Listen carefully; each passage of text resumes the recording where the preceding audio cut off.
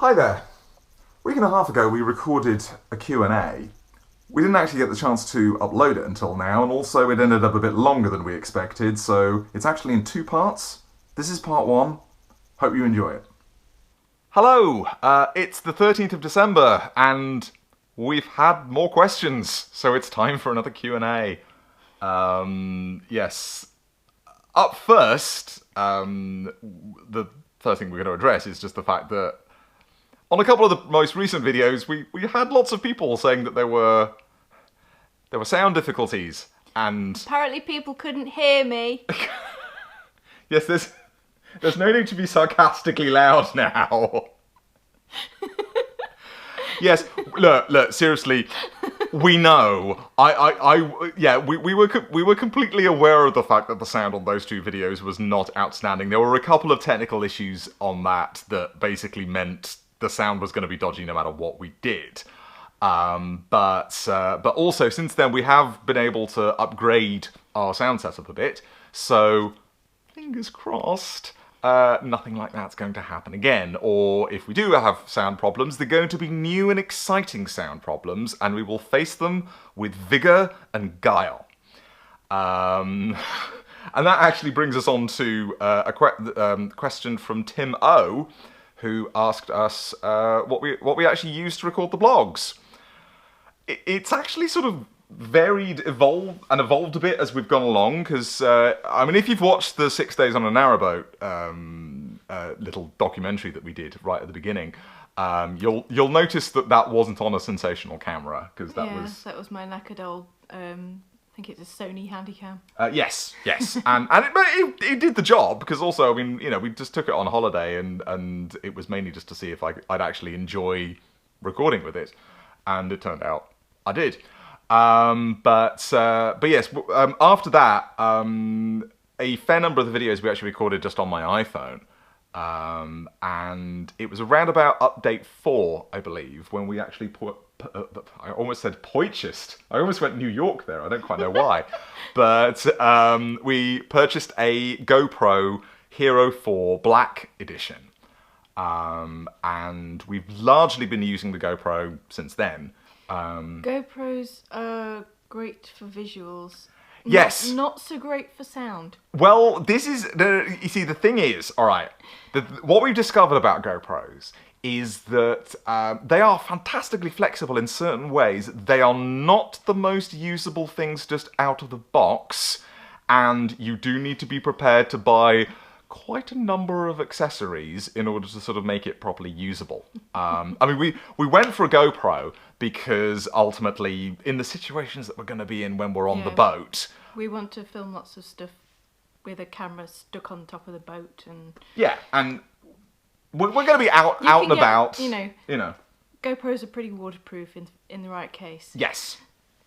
You know, and it just seemed sensible to do that rather than. I mean, we're probably going to actually get a new SLR camera that will be capable of actually shooting in high-def video as well at some point, because it makes life easier at certain points, and also, you know, you get more flexibility with lenses. But the GoPro is doing pretty well at the moment, and the microphone that we are now actually using is the Rode VideoMic Go. Which is about £65, and seems to be serving us pretty well so far. So again, fingers crossed. Now, after that, we had a variety of sort of both questions and comments about bow thrusters. Particularly, there seem to be some people out there like sort of looking at bow thrusters in a, well, why do you need that? Honestly, bow thrusters. Bow thrusters are sort of like toilets. They're very, very controversial on narrowboats. Yes. Well, just to clarify, bow thrusters should not be used as toilets. That would be messy. That was a very odd. Yeah, sorry. I just should have said that. I was like, well, yes. Anyway. Yes. I guess just to sort of clarify, if you don't actually, you know, if you're thinking, what the hell's a bow thruster? Basically, the front of your boat, you have a pipe running across the front with a propeller in the middle, and you can spin it that way or that way, and it will steer you to the left or the right from the front of the boat. Yeah. They're a normal part of boat design. You see them on narrowboats, you see them on 500,000-ton container ships. Although I think they're relatively recent in narrowboat terms, aren't they?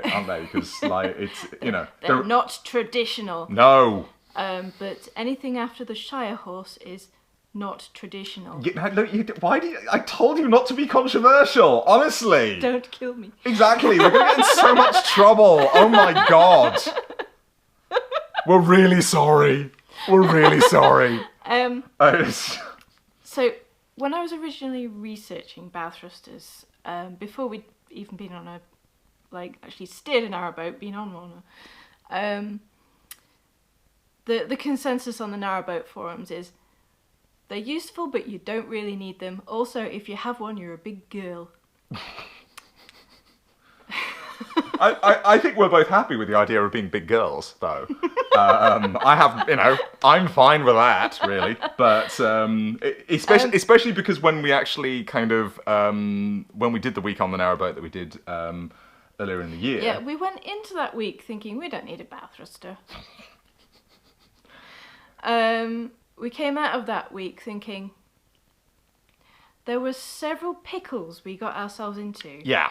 Where a bow thruster would have really helped. There were points where we got sucked towards other boats, and to be honest, given the choice between banging into another boat and sort of, politely using a bow thruster and being called a girl, I would rather not bang into another boat.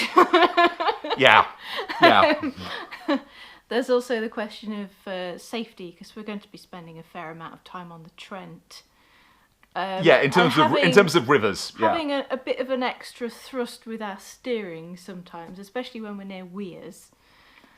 Yeah. Anything that gives us an advantage. The other thing is we're having an enclosed bow. We're not going to be able to stand on the bow of the boat and pole off. Well, we will have hatches that will be able to sort of... Yeah, we'll sort of be able to... Sort of at a bit of an oblique angle. Poke a pole out of a hatch. Yeah, not the easiest thing, admittedly, but... So we are going to need a bit of additional... Yeah. Help, because it won't be nearly as simple to use a boat without an open bow. But we need the space. It's a residential boat. Yes, and also the boat builder recommended that we should get one, if only for resale value. And he told us an anecdote of a boat, a really lovely boat that he had in his yard for a while, that he couldn't sell because everybody who looked at it said, "Oh, it ain't got a bow thruster in it." And he actually had to put a bow thruster in order to sell this boat. Yeah. So we figure if it's, we're planning to have the boat for at least 10 years. Yeah. But when it comes to selling it, we want it to be as quick and as smooth as possible. Because our plan is actually to save up and eventually get a Dutch barge so we can sort of bugger off across the channel. Yes, we can sail the seas and go onwards to adventure. Escape to France. Yes, but yeah, and I guess I'm basically kind of thinking with the bow thruster that honestly, I'd rather have it and not use it that much than not have it and wish we did at various points. I mean, that's kind of, I think, the way I'm viewing it, and hopefully that's a decent enough explanation. Now, Amanda Weimer asked, have we actually looked into Wi-Fi packages? Because of course we talked about the fact that we're working from home and we're going to need internet access. And we have a little bit. I mean, we need to do a little bit more research because, the main ones, there's 3 who do one, and there's EE. I think EE slightly wins at the moment. Yes, I think especially data allowance. Because EE, their sort of mobile 4G setup. If you get the right one, you can actually get 25 gigs a month, which is about honestly that feels more comfortable than 10 or 15 gig a month. It's like, it's going to be a very odd experience going from where we are at the moment to being very strictly limited on data allowance. Yeah, it's going to be a bit of an experimental process because when we were travelling up the Macclesfield Canal and the Peak Forest Canal, we couldn't really get much of a mobile signal, but that is the edge of the peaks and it's difficult to get a mobile signal there. Yeah, anyway. I did. So we were sorry. No, go on, sorry. So we were kind of worried about whether we could actually use a Wi-Fi package or not. So it's going to be, but I think it'll be.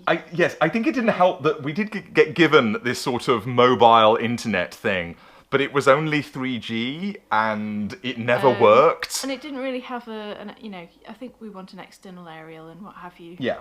And we'll see how that goes, and if that doesn't work out, we'll have to fork out for satellite internet. Yes, which is not costs cheap. A fortune. Yes. It's about $2,000 for a Roundabout. a dish. And apparently it's not always reliable anyway, just because of the nature of, sometimes there are trees in the way or something. And Yeah, but it's something we do need for our work. Yeah. So no conclusive answers at the moment. 3 and EE are the main targets, and this is see how it goes. Yes, this is something that we'll be talking about in a lot more detail later on. There'll definitely be be more info on this as the situation progresses. Now, Flower Petal asked, you're going for a less common interior layout. Is a floor plan available? Not at the moment, but basically when we actually get the boat, I think one of the things we are going to do is we'll do a video that kind of talks you through the exact layout. We'll chalk it out on the floor as well. Exactly, yeah. Okay. Gary Stacey asked, he asked about interior layout, which we've sort of just answered. And any plans for toilets? The other controversial thing. Yes, the other controversial question, cassette or pump out? Now, Gary, the answer is neither. Because, again, this is something where we're going to be doing a video on this later on. And I'm sure it'll be hilarious. Yes. But essentially, we have actually decided that we want to give composting toilets a try. Now, just to sort of clarify, the setup that we're planning to do will actually have sort of heating built into it. Let's just roll back and talk about toilets. Yes. Okay. Let's talk about toilets. Yes, let's talk about toilets, right? So the choices on a boat are you can have a pump out, which is basically you have a toilet connected to a tank. And there's a few different kinds of those. There's a dump through where the tank is directly under the toilet, and they smell a lot. Yes. There's like you can have a remote tank, you can have a sort of a macerator, or like a vacuum pump attached to them. They have a tendency to break down in horrifying ways. Yes. That require you to sort of, root around. Yeah. Yes, I mean, because the macerator on one of the toilets on the hire boat did actually it just stopped working. But thankfully we had 2 toilets on board, so it wasn't too much of a tragedy, but... Yeah. The other problem with vacuum toilets, apparently you can overfill the tanks under some circumstances. Oh, and I've read terrible things on Narrowboat forums about pressure building up. And you sort of go to pump it out and this happens and yeah. Yeah. And the other option is cassette toilets, where you just have a sort of a small cassette that you have to empty every couple of days. Yeah. Which is... We don't really want to be doing that every couple of days. If we want to go out into the countryside for a couple of weeks and just find somewhere to moor up in the middle of nowhere and just relax. We can't do that if we've got to empty the toilet every 2 days. No. I mean, the other thing that does need to be pointed out about pump out is the fact that it costs. You have to pay every single time you get your tank it's pumped 10 out. or 15 quid. Yeah. Or sometimes more at certain marinas. Yeah. So neither of those systems is great. So there's this third option, The third way. which is the composting toilet. Yes. Which isn't a traditional thing to do especially on a narrowboat, because Yeah. usually it's something that you do when you've got a lot more room. Yeah. But it is workable. Yeah, we've read some good feedback that there's several different kinds of composting toilets. There's some where just everything goes into one container and is composted together, and they tend to smell because it's the wee that makes it smell. It's the separate. I'm worried we're going into a little bit too much detail here anyway, but but yes, there are separating toilets that actually. We'll be getting a separating toilet because they don't smell apparently, and we'll be putting a little pipe underneath it to actually warm heat it to make sure it basically hot composts rather than cold composts. Yes, which will be faster. Which will be much faster. Yes. So. And the thing with composting is that basically, once it's actually done, and once it's sorted, you can just pop it in the bin because it's just compost. You know, it's the old ways. It's night soil. You know. Or you can dig a hole in the woods if you. Yeah. You know. But yeah, CLT are apparently okay with you putting it in a bag in the bin. Yes. If it's If it's fully composted, obviously. And, I mean, again, this is something where there's going to be a certain amount of experimentation, and some of that's not necessarily going to be ideal. And we completely get the fact that this is not for everyone. From certain perspectives. I don't think using an L-Sen every couple of days is for everyone. Well, no. Either, It's just, I think it was, The fact that we had a pump out on the hire boat and we could smell it. Yeah. I don't want a smelly boat. Not ideal.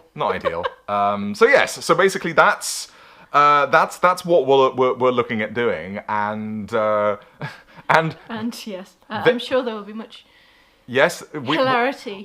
We will be going into full detail on that later on for your viewing pleasure. So stay tuned. So, that's the end of part 1. Hope you enjoyed it. And part 2 will be along very quickly indeed. Thanks for watching.